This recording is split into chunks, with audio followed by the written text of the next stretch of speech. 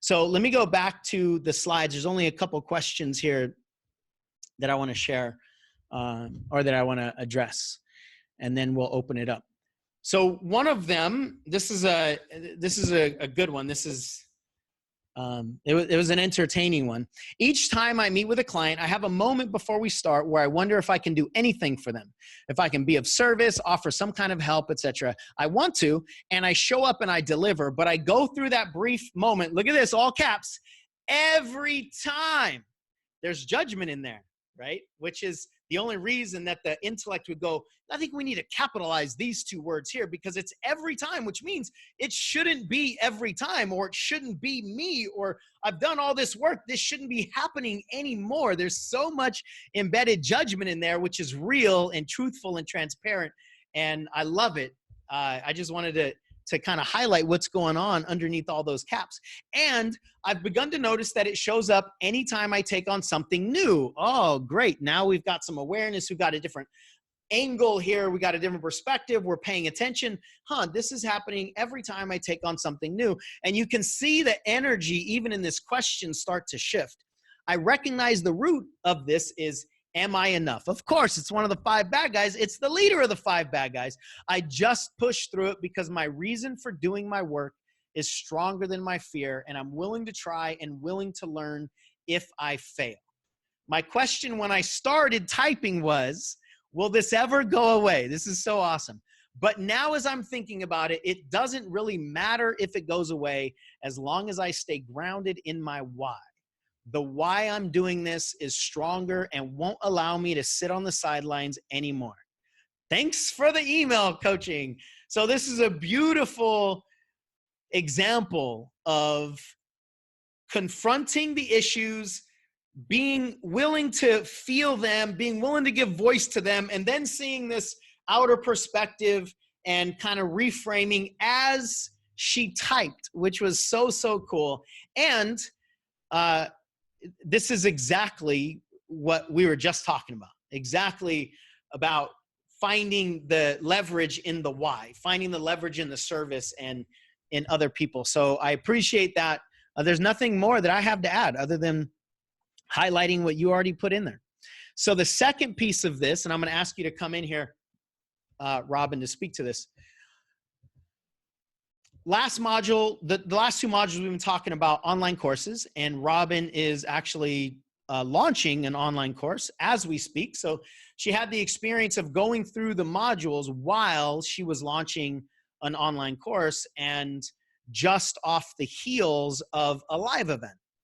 So she sent me this message. It was the experience of the retreat that sold the online course.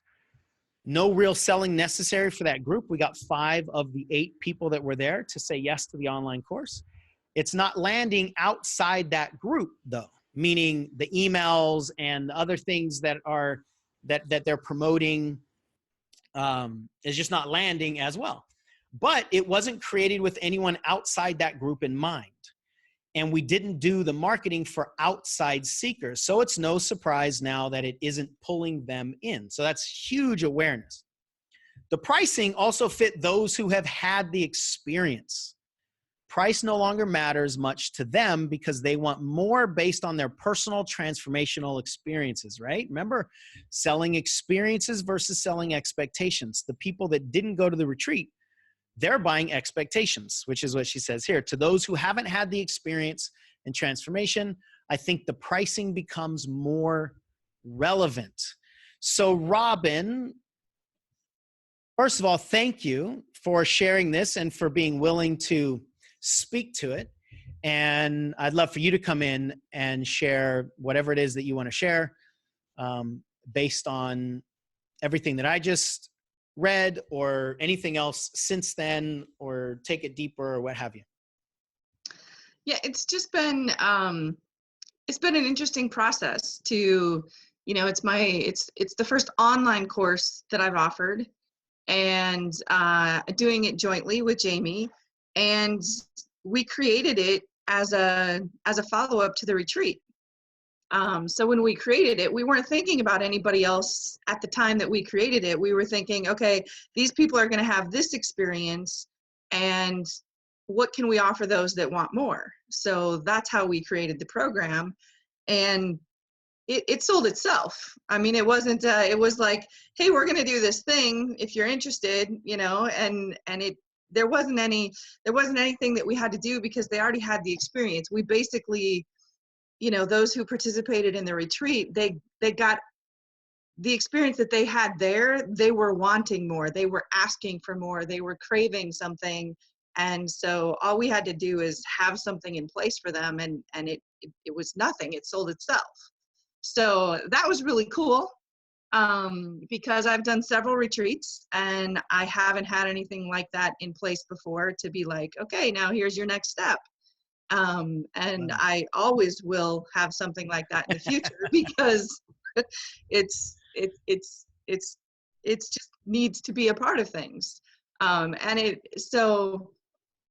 So then, you know, after we had this created, we're like, well, let's open it up to, you know, the rest of our audience as well and see if anybody else is, you know, see if we can't get more involved. And it fell flat. I mean, I usually have a pretty high open rate on my emails and stuff, and it was nothing close to what I normally get. I wasn't getting, the response wasn't it just wasn't there because I didn't take the time to market it to anybody who hadn't been through the retreat. So without having that experience, I never spoke to the, like, why would you want to do this? Or, you know, what's in it for, you know, someone who hasn't already been through that. So it's been a great learning experience. And I'm excited. We're doing our first module of the course tonight, and I'm, you know, like, I'm super happy with the people that we have signed up with it. It fits what we designed, and now I know how to take all the work that I put into creating this course and transfer it to my audience when I'm ready to do it, you know, next, right? So I'm already, you know, that's already running through my head, and I'm already playing with where to take it next after, you know, we do it this first time. So yeah, it's been awesome. And the importance of where pricing comes into play, right? For the people who have had the experience, they know the value, they know that they're getting, you know, that the price we put on it is worth every penny and then some. But somebody who hasn't had that experience needs more convincing, or we need to price it differently, you know. And yeah, that's a great lesson. Ah, so good. So good. So a couple lessons that I think are the most important to highlight: that you continued a conversation with people that weren't at the retreat as though they were at the retreat. And and your retreat was like 3 days, is that right? It was 5 days. 5 days. So the people that had been there 5 days have all these experiences, have all this awareness, and they know you guys very well, and all the things that happen at the end of 5 days. And what I love that you said that you guys realize is the experience was born out of, what can we do next for these people? And then you tried to sell it for those people, right? And the these people program doesn't really transfer to the those people audience, which is such a good lesson.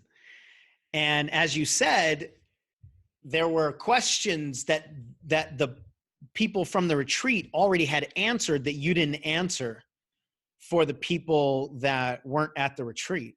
And I think energetically, you know, I would love to find out.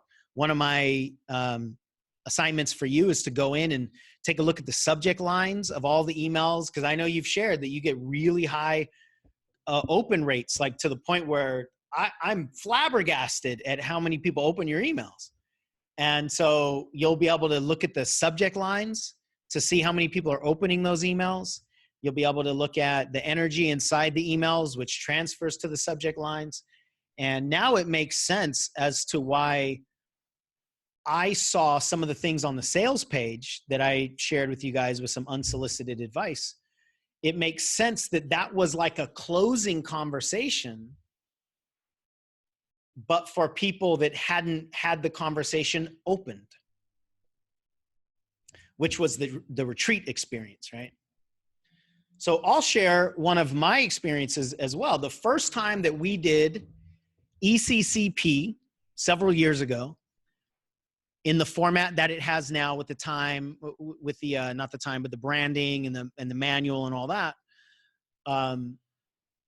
I sold it at the end of a live event.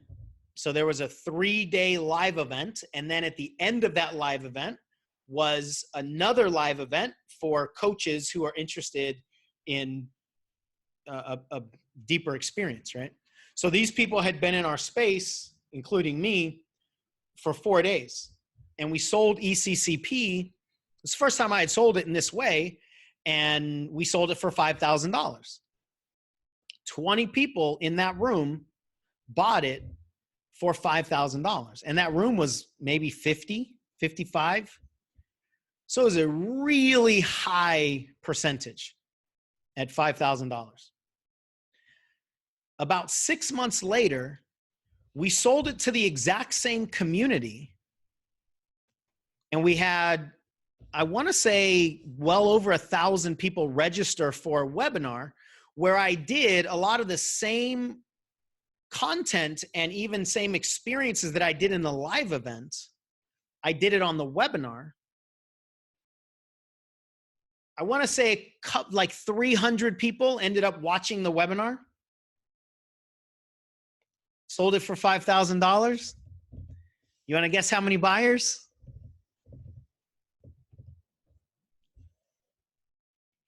That many. 0. So we had 20 out of 55. We had 0 out of 300. I had enough experience to realize, similar to what you were sharing, Robin, that the willingness to join the program as well as the willingness to pay the price is different on a webinar than it is a 4-day experience, right? And so what we ended up doing is we had to cancel that ECCP because we didn't have anybody to come. Oh no, I think we canceled the one after that. What we did in that one, which I believe might have been yours, Michelle, or maybe yours was the one after that. No, I think yours was the one after that, is we had to cut the price. And so I offered it for, I think, $2,500 or $2,000. I think we ran some promotions for $2,000, but we ended up cutting the price in half for $2,500. Now, and some of you, I can see your faces on the screen, paid $5,000 for ECCP because at the time there was so much like momentum created, magnetism created, that was the price. And the certainty that I had in my body, like I just got 20 people to pay $5,000.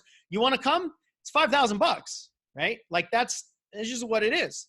And I also thought if we lower the price, we're going to have like 60 people in this program. And that's not the kind of seminar that I want to run. So anyway, all of that was gone 6 months later with the same group of people. And so we had to lower the price to $2,500. And that's really where the price still is 4 years later. It's $2,500, $3,000, somewhere around there, depending on promotions and stuff like that. But for the most part, it's a $2,500 program. So it's half of what it used to be. Now, I've never sold it at a live event again. The same kind of event that we did it for the first time. I don't know if I do it again, if we'll raise the price to $5,000 or we'll keep it at $2,500 and just, sell more. I don't know. But the point is, with the level of certainty that I had, already having created the event, already having done the event, already having a lot of testimonials from this event that was amazing, nobody wanted it.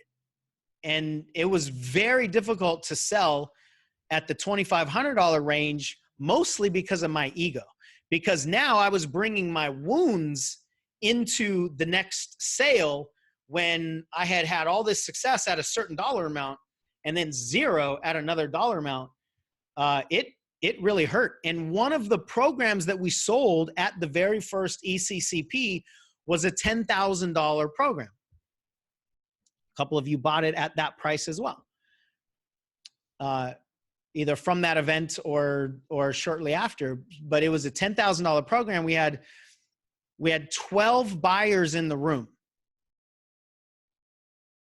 So there were like 20 people in the room, but as far as people that could actually purchase this program, there were 12 buyers in the room, 12 prospects.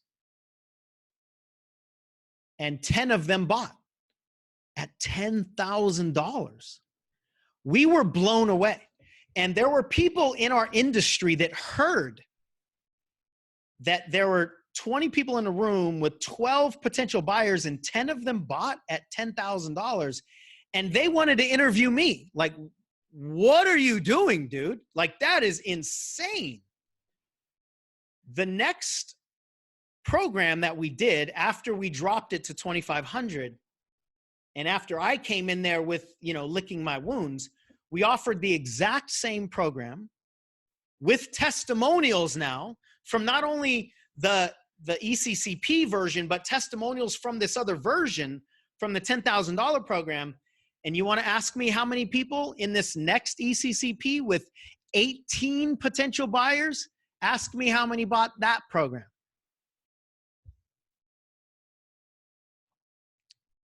That many. It was mind-blowing to all of us because it seemingly was the exact same thing. But there were several components in there that we needed to pay attention to.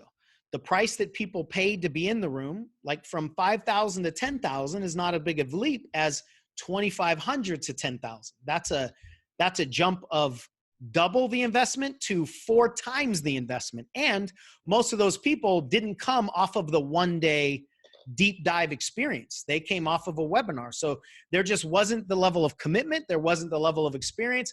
I think it took them a longer time to even buy energetically the experience of ECCP versus the other people. Anyway, the point is, I won't go through all the lessons, but the point is, even though the product was the same, the teacher was the same, the certainty in me was higher in the program itself, but I came into it licking my wounds because I didn't understand why people wouldn't buy my $5,000 program for $2,500.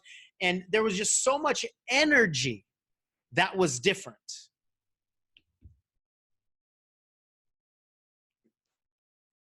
From 10 out of 12 to 0 out of 18, from 20 out of 55 to 0 out of 300 with the same product, it's because of the people. It's a these people versus those people discussion.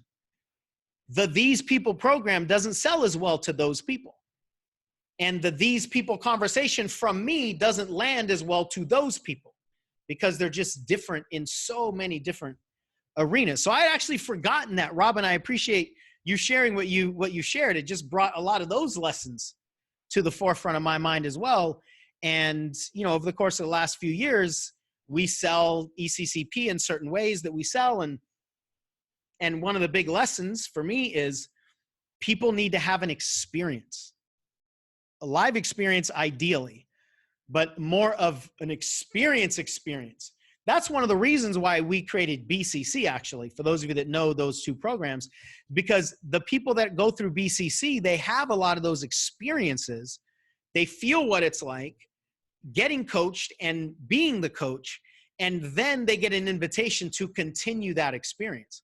So the conversions that we have from the people that complete BCC to the people that go into ECCP is way different than the people who would buy ECCP just off of a webinar. We were just asking them to take this gigantic leap instead of let's give you a deep experience and then invite you to more. Anyway, hopefully this is valuable. If nothing else, if you don't get the expected outcomes that you want, I can tell you there's a reason. That's it.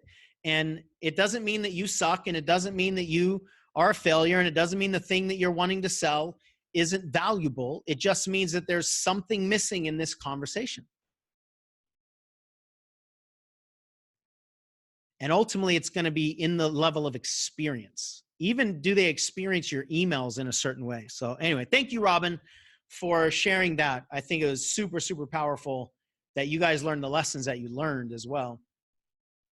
And the next program, whether it's a different structure or whether there's a mini program, maybe like, 3-hour seminars, online seminars to get them into the next one,